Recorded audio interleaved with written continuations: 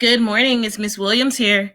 So, we're going to begin with chapter 2 of our new book, Upside Down in the Middle of Nowhere.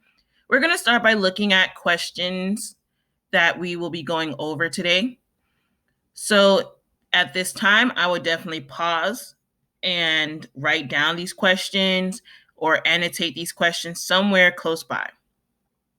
So, the first question that you're going to have today is when the text said, I guess Mr. Babineau told me they're evacuating because of the storm. Can you infer what evacuating means? Number 2, why didn't Armani want Georgie to tell their dad that the neighbors were evacuating? Number 3, what is Mima worried about? And number 4, why is the porch swing so special? So we're going to go into our reading.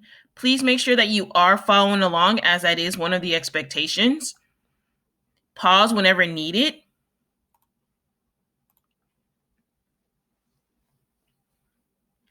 Chapter 2. Mama Jean, turn off that TV and come sit for supper. Mama called for Mima from the kitchen. Mima had been glued to the nothing but weather television station and barely even looked up to say hey when we got home. The year before, she was so fixed on not missing a single episode of that genius man on Jeopardy that she straight up broke one of Mama's biggest supper time rules and took to eating her meals right from the comfort of her TV watching chair. Mima clicked off the television, shuffled on over to the table, mumbling under her breath about needing the good Lord to do something. I sure don't like the looks of that storm, Mima said to no one in particular. She sucked in her belly so she could scoot past the twins' high chairs lined up at the side of the table. It didn't make no difference to Mama what else might be going on. If there was eating to be done, she wanted us sitting at her table. Mama loved that oversized, scuffed up table, especially when the 8 of us were taking up space around it. Well, Mama said, I don't think that storm is anything we need to fuss about at the supper table. Mama Jean. She scooched her chair up to the table and went straight to fixing plates for all us kids.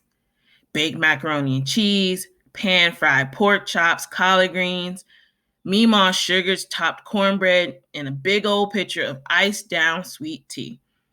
Mama had outdone herself again.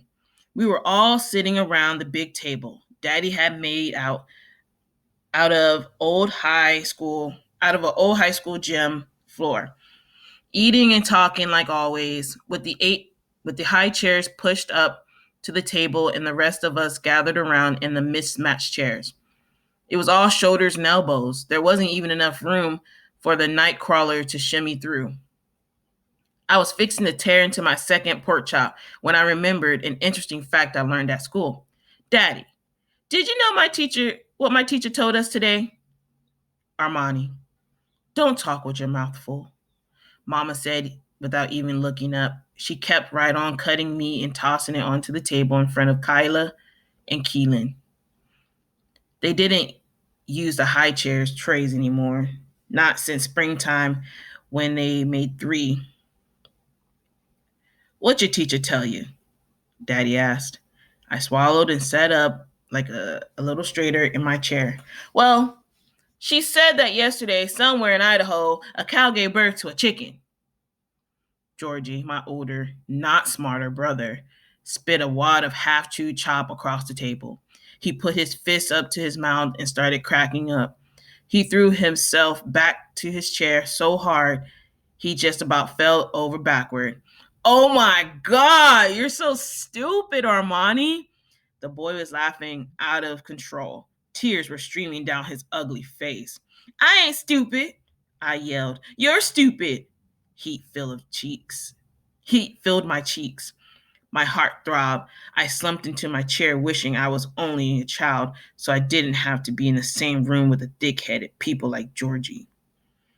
That's enough, Georgie, Daddy said, trying to stifle his own laugh. Mima and Mama chuckled and shook their heads. My whole face was on fire. I'm sorry, Daddy. Georgie said, shaking his head back and forth, wiping tears, holding back more laughs. But that's the dumbest thing I've ever heard. A cow having a baby chicken? What they call it? Armani? A cowicken? Everyone at the table was laughing, except Celie. Or wait, I got it. How about a chicken owl? A chicken owl, a chicken owl. Kyla and Keely sang, moving their shoulders up and down. They were banging away on the tabletop, doing some kind of chicken high chair dance, singing the ridiculous word. My whole family was acting like fools. Why are y'all smiling and looking so crazy? I whined. Is that true, Armani? Celie asked with big puppy eyes. She was interested in what I had to say. Yes, Celie, it is true. My teacher even said it was on the news. Lord have mercy, Mima said. Then your teacher's a dummy, Georgie said, shoving a pile of collard greens in his mouth. Mr. Curtis, I think that will do, Mama said to Daddy, but her head nodded at Georgie. Shut up, Georgie. You think you know everything, I hollered. Daddy wasn't laughing no more. Well, I know more than you do, Georgie mumbled under his breath, still feeding his face. Yeah, right. That's why you barely made it to 6th grade, I said, putting sass behind my words and slid to my head. Daddy stood up. I can't speak for Georgie, but I'm smart enough to know that when Daddy goes and stand up like that, it's best if I just shut up altogether. Your mama's right. That's enough, Daddy said. Understood? Yes, sir, we fussed at the same time. Daddy sat back down. Before he went to eating, he turned to Georgie. I don't ever want to hear you speak disrespectful towards a teacher again. I know Armani's teacher, and she's a good woman. A good woman with a vivid imagination, Mima said into her napkin. Mama bit down on her bottom lip, shaking her head at Mima. I see my opening and took it. You need to speak respectful to your sister, too. Oh, Lord, Mima coughed. Here we go. In your dreams, Georgie said, his voice sounding like a whiny little girl's. Celie leaned in so close to me, I could see the food stuck in her back teeth. I can't wait to go to 4th grade, she happy whispered. Y'all learn so many interesting things. After supper, Daddy handed out chores. Georgie had to cut the grass, and I had to clean up the kitchen. I didn't care. I'd rather clean 10 kitchens than push that rickety old contraption across the yard. The blades on the ancient thing were so dull, it took going back and forth over the same spot at least 20 times before the grass looked even close to cut. Mama had Keelan in the bath, and Daddy was outside, most likely supervising dimwit Georgie. Mima was sitting in the living room, watching her sacred weather channel, talking with Celie about some book called Roll of Thunder. I couldn't hear exactly what they were saying, but it didn't surprise me none that the two of them would waste their time discussing a book about storms. Mima would be getting Celie all worked up about the weather. It was only a matter of time. I was done washing except the big old black cast iron skillet Mama used for frying up the pork chops. I still couldn't believe how stupid Georgie was, and I sure wasn't in no mood for scrubbing that skillet. Every time I washed that heavy thing, I got a crick in my neck. It had to weigh at least 100 pounds. I was fixing to start on the bothersome blob of iron when one of Keelan's little cars rolled straight up over my bare toes. Kayla was tucked up under the gym floor table playing with cars Keelan had got for his birthday present. It didn't make no difference to Keelan that his twin had them because he never played with them anyhow. He was always too busy being snugged up against Mama. If Kayla was wearing pockets, you could bet good money the girl had a tiny car shoved into one. Mama had washed cars in the laundry more than once by accident. I used my foot to roll the tiny car back to Kayla. She looked at me and gave me one of her famous chubby cheek smiles. I smiled back and gave her the I love you sign with my soapy fingers. My cousin Tay Tay had taught me how to do it when we were out on the summer break. I've been trying to teach the sign language symbol to the twins, but they couldn't get their pudgy little fingers to stand up straight. I was fixing to walk over and help Kayla situate her fingers when she stopped me cold, looked me dead straight in the eye, singing, "Chicken out, chicken out."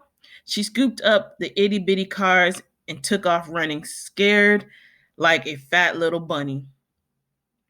I grabbed the wet, red checkered dish rag out of the soapy water and threw it at her. But she scooched quick around the corner. Just then, Mima came walking towards me around the same corner. The sloppy, wet rag slapped her smack in the middle of the face and stuck there like fly paper. I'ma pause. Like, how do you think Mima feels right now? Or how do you think Amani feels? She just slapped her grandma, her Mima, in the face. My hands flew up to stifle the scream that wanted to leap out of my mouth. Oh man. Mima froze. She stood there with a rag covering her whole face, dirty dishwater dripping down her house dress. We were both still as statues. Like all the clocks stopped ticking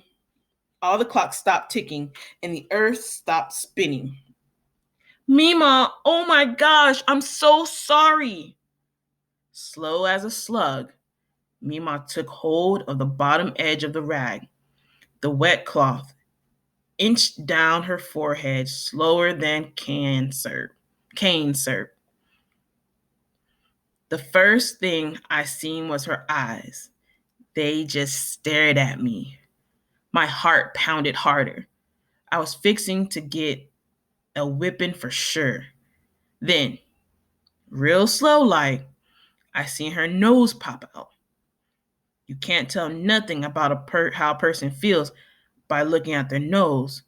Even still, seeing half her face uncovered like that made my knees wobble. Then, with one final tug, she pulled that dish rag all the way down, and I seen her mouth. She was smiling. I couldn't believe it. I thought for sure Mima was going to tear me up, but there she was, just smiling. I gulped down a sigh of relief. We both took to laughing. She walked over and gently swiped me upside my head. She tossed the dish rag into the sink, grabbed the towel, patted her face dry. "You're lucky," she said in a pretend serious voice. "I suppose I'm going to go ahead and let you live to see your double digits." She swatted me a good one on my butt when she strutted by, grabbing a cold pork chop off the leftover plate. "Now hurry up and finish your chores, child," she said over her shoulders. "I'll be waiting for you." Pausing. So I guess on this page, we realize that Mima really wasn't upset about getting a dirty dish rag tossed in her face. And that kind of relieved Armani. I think if that happened to one of our parents, that we would feel like Armani felt, kind of scared and hoping that they wouldn't, yell at us, make us scared. Sitting on the porch swing with Mima was always my favorite time of day. Whether I was doing my homework or finishing my chores, I always did them without dragging my feet if I knew Mima was waiting for me on the swing. Evening time, after supper, was the best time for swinging. The smell of honeysuckle strong in the breeze, crickets singing their never ending song, June bugs flickering about, and the neighborhood after supper music spilling out into the still evening air. I never even cared about the little pieces of white paint chips peeling off the swing and sticking to my clothes. Mama kept asking Daddy to sand that old swing down and paint it, but the truth was, Daddy was scared that if he messed with the thing too much, he might ruin the names on it. My papa, Mama's daddy, had made that swing with his own bare hands for Mima when they first got married. back before there was such a thing as microwaves or computers. Every time they had a baby, he'd go and carve their names on it, making the swing even more special. Then, when Mama and Daddy got married and started having us kids, Daddy took to carving our names on there too. When Georgie was about to make 8 years old, he snuck one of Mama's favorite butter knives and did his best to dig out the I sitting up between the last G and E of his carved name. But all he managed to do was leave behind a big old ugly sloppy fat letter I instead of the nice skinny one Daddy had put there. He said he did it because he wanted to just be George like Daddy, not Georgie. From then on, it just looked like his name had a big old scratch. Daddy was mad for about 2 or 3 days after that. There's names scattered all over the chair swing, but most times I sat resting my back on my own name. It's been a special chair for a long time, all right. So I sat there, never minding the specks of white, and rested my head on Mima's shoulder. Mima, why don't we call you Grandma or Nana or something? I asked. She took my hand and sandwiched it all sweet behind hers. I reached over and played with the loose skin on the back of her hand. It felt soft and buttery, like leather cover of Daddy's old wore out Bible. I took to wondering how her veins could move back and forth like that without hurting. Well, she said, I always called my grandmother Mama, and your mama called her grandmother Mama, so it seemed natural when my first grandbaby was born, I'd be Mama too. Georgie was your first grandbaby, right? Yes, he was. And when that sweet child started talking, he gave me the name Mima. Why? I think he was trying to say my mama. There was a smile in her voice, but it came out Mima. I've been Mima ever since. It don't bother you that he messed up your name? Seems to me, Georgie sure did like messing things up, messing up names. No, indeed. I think it's fine name. He didn't mess it up. He just named me special, that's all. She patted the top of my leg. Now I have a question for you. She paused a good long time. That cow of yours in Idaho, are you suggesting it laid an egg or did a whole chicken pop out? I let go of her hand, sat straight up, and planted my feet down firm on the cracked concrete, bringing the swing to a stop. Mima, I whined, giving my full face pout. All of a sudden, I got a picture in my head of a cow laying an egg. I seen a laugh around her eyes. I tried to cover my mouth before it broke into a big smile, but my hand was too slow. She reached up and put my head back on her shoulder. I'm just asking, Sometimes we gotta think for ourselves before we start repeating the foolishness of others. That's all I'm saying. We went back to the business of swinging. We weren't talking or nothing, just swinging. My right foot was wrapped around her left foot, and it was like we were one big old foot pushing down on the square of concrete. When the swing slowed down, we knew at the exact same minute that it was time to push again. The high squeak, low squeak, high squeak, low squeak sound of our rocking just made the feeling better. Being with Mima was easy. Every time the huge fern hanging from the porch above Mima's head brushed against her updo, she reached up and slapped herself in the head. I tried hard not to laugh. It looked like she was swiping a fly, except there wasn't no fly. It was just that overgrown plant hanging outside Mama's kitchen window. Right when I thought that she might have forgot, Mima reached into the half-torn pocket of her favorite yellow house dress, plucked out one of them hard caramels she knew I walked all the way from New Orleans to Jackson, Mississippi for. She handed a little piece of heaven to me, and then she pulled out a second one. She opened hers, I opened mine. And just like we've been practicing for years, I plopped the candy I was holding into her mouth, and she plopped hers into mine. We rocked and sucked on our candies, watching the trees sway side to side like they knew our secret. My, now. Ain't this nice? Mm-hmm, is all I said. Long after my candy was gone, but while the sweetness of it lingered, I stared up to the honey-colored sky, tilted my head back, and settled into Mima's shoulder. I closed my eyes and listened to the wind.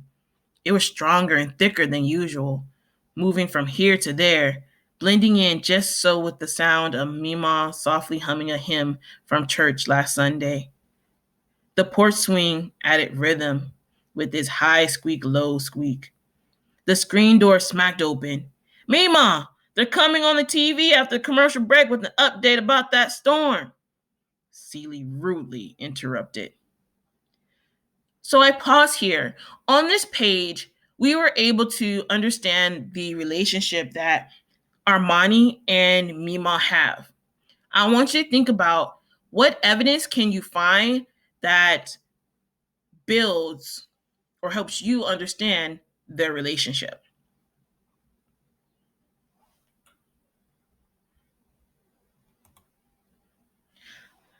Girl, are you serious? I said, sliding my head with my lip curled up to one side, making sure she knew with more than my words how aggravated I was.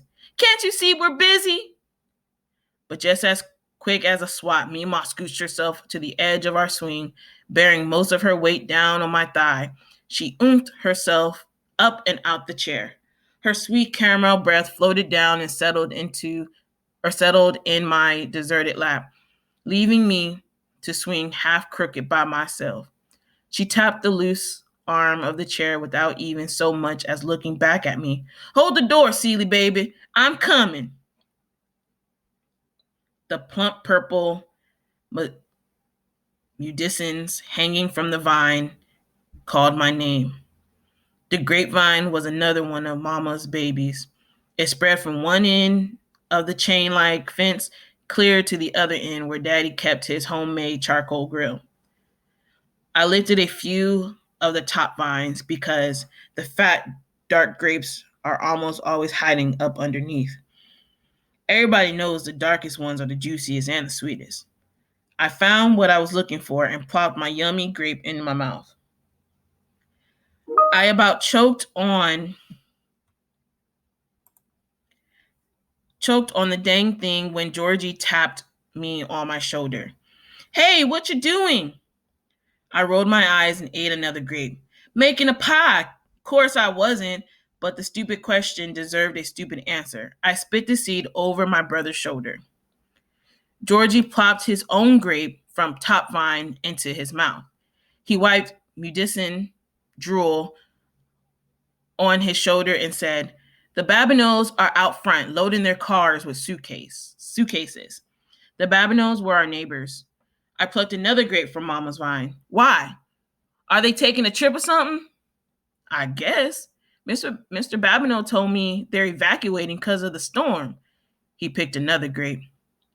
I all but sucked an entire grape right into my lung. The tiny thump started up in my head. Evacuate? I said, like the word smelled bad. Yep. He says I should tell Daddy. They're heading north, probably to Mississippi. He says we should pack up and head north too, while we still can. Without even thinking about it, I grabbed hold of Georgie's shoulder and got up in his grinning face. My heart was thumping like a snare drum at a jazz funeral. You didn't tell Daddy that, did you? Going to pause right here. Why does Armani said her heart was pumping like a snare drum at the jazz funeral? I want you to answer that to yourself, of course. Georgie pulled his face as far away from mine as he could. His big old grin shrunk right up. His glasses were hanging to the tip of his fat, sweaty nose. Not yet. Georgie, you gotta promise me you won't tell Daddy. He wiggled out of my grip and pushed his glasses back into place with his finger. Why shouldn't I tell him? Maybe we should evacuate. I couldn't believe my ears. My brother was so slow. Georgie, it's my birthday weekend. My party's the day after tomorrow. So, he said, he might as well have slapped me upside my head.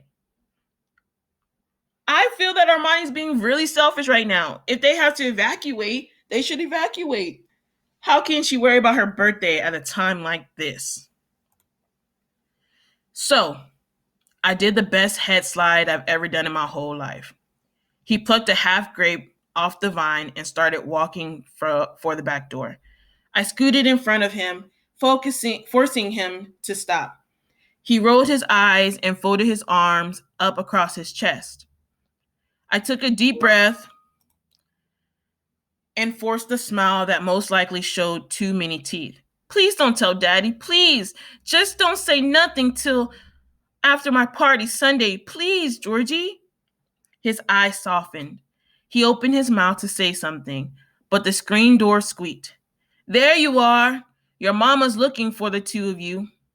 Daddy stood in the doorway holding the screen open. Me and Georgie stood there, froze like two couple of fools. Is everything all right? Daddy stepped out of the doorway. All the mudicin juice in my mouth dried up and sweat beads popped out across my forehead. Sure, Daddy, everything's fine. We're just eating some grapes. Georgie slapped my arm and walked over to the screen door. You better come on, Armani, before the mosquitoes eat you up. Daddy put his hand over my brother's shoulder, and the two of them held the door open, waiting on me. Your brother's right. We don't want the birthday girl covered in bug bites. Yeah, Georgie said over the top of his glasses. You don't want to show up at your party on Sunday looking like you dragged yourself up out of a swamp. He laughed. Daddy shook his head from side to side, a nice smile shining across his face. I smiled so big I could feel it in my ears.